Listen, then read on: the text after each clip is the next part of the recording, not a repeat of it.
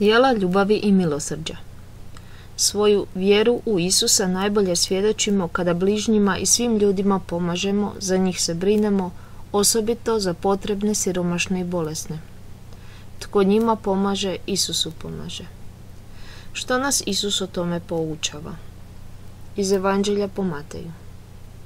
Kad Krist ponovno dođe, sješće na prijestolje slave svoje i tada će reći onima sebi s desna: Dođite, blagoslovljeni Oca mojega, jer ogladnjeh i dadoste mi jesti, ožednjeh i napojiste me, stranac bijah i primiste me, gol i zaugrnuste me, oboljeh i pohodiste me.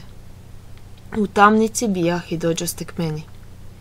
Zaista kažem vam, što god učiniste jednomu od ove moje najmanje braće, meni učiniste. Djela milosrđa osobito su važan dio crkvene tradicije. No krenimo od početka. Svi znamo što znači riječ, djelo, djela. Ono što činimo, radimo sebi ili drugima. No, što znači riječ milosrđe? Ta riječ potječe od latinskih riječi koje znače milosrdan sam i srce. Suosjećanje s tuđom nesrećom i poticanje na pomaganje onomu ko pati, te shvaćanje i opraštanje onome koji je pogriješio. Milosrđe je osjećaj koji uključuje srce, čovjekovu nutrinu, naše najdublje osjećaje nježnosti, ali i želju da se nekog zaštiti i da mu se pomogne, kao i našu želju da djelujemo u korist dobra drugoga. Riječ milosrdan ukazuje nam kakav je Bog. Milosrđe je jedno od Božjih obilježja. Pomoću milosrđa, pomoću beskrajne ljubavi koja nam ne prestaje opraštati i obnavljati naš život, Bog očituje svoju svemoć.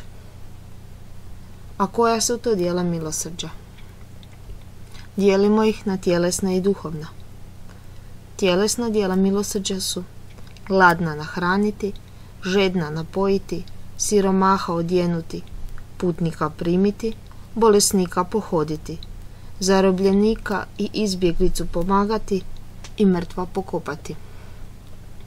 Dok su duhovna djela milosrđa: dvoumna savjetovati, neuka poučiti, grešnika opomenuti, žalosna i nevoljna utješiti, uvredu oprostiti, nepravdu strpljivo podnositi, za žive i mrtve Boga moliti.